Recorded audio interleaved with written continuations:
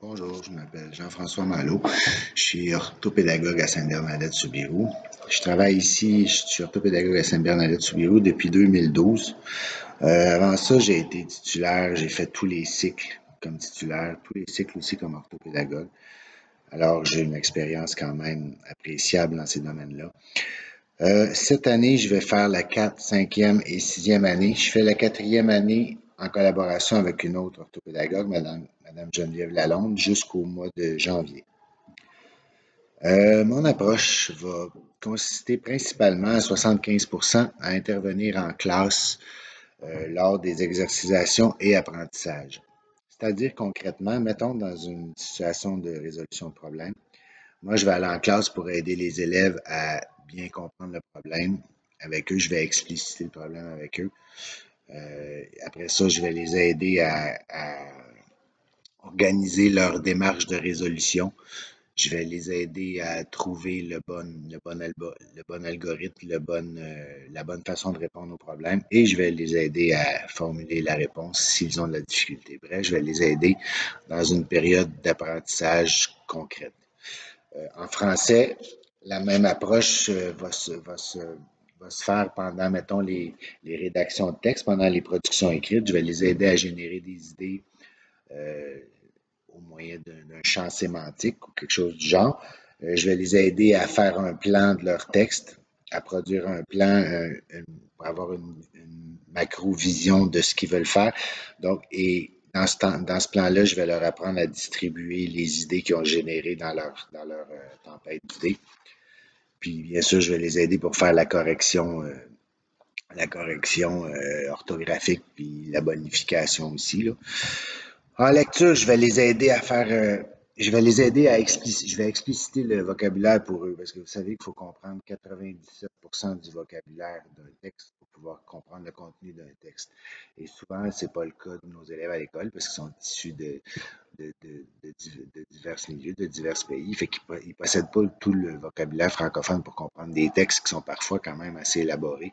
Alors moi, je vais expliciter le vocabulaire avec eux. Je vais revoir les stratégies de lecture pour qu'ils puissent à leur tour trouver des stratégies pour trouver ce que le mot veut dire.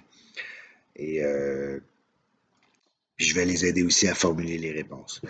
Euh, 25% de ma tâche, c'est-à-dire 75% c'était en classe lors des exercications et apprentissages. 25% de ma tâche va servir à faire un suivi individuel en vue de faire de la rééducation, c'est-à-dire qu'on va prendre des difficultés plus précises, puis on va travailler avec ces élèves-là spécifiquement de manière, on dit, intensifiée. C'est-à-dire, je vais les voir 3 fois 1 heure par semaine pendant 2 semaines, mettons, pour régler un apprentissage spécifique. Ça peut être, mettons, déterminer les données importantes dans une résolution de problème. Je vais leur montrer comment on fait pour déterminer les données importantes. Si ça prend 3 fois, ça prend 3 fois. C'est pas parce que j'ai dit que je le prendrais 6 fois que je vais le prendre 6 fois. Là. Si après 2 fois, il a compris, ben, il ne viendra plus dans le sous-groupe en question. J'ai oublié de vous dire, je faisais des sous-groupes à l'extérieur des classes, puis je les sortais dans des classes, mettons, 3 fois par semaine, comme je vous dis, pendant 1 heure, mais ça peut être pendant une semaine ou ça peut être pendant 2 semaines pour régler un cas spécifique. Puis ça, je fais des sous-groupes, je prends un élève du groupe 64, un élève du groupe 62, un élève du groupe 61, je fais un sous-groupe avec ça, puis je leur montre spécifiquement ce point-là à ceux-là.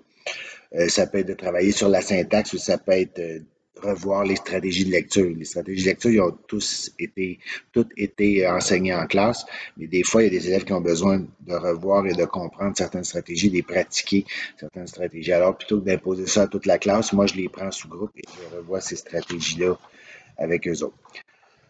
Euh, si vous avez des trucs dont vous voulez discuter avec moi, vous avez des choses à me dire au sujet de votre enfant que je devrais être au courant, si vous voulez des précisions.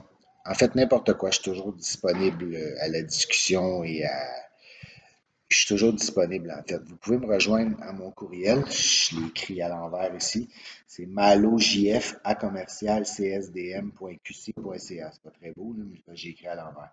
Je m'appelle Jean-François Malo, là, donc c'est malojf@csdm.qc.ca.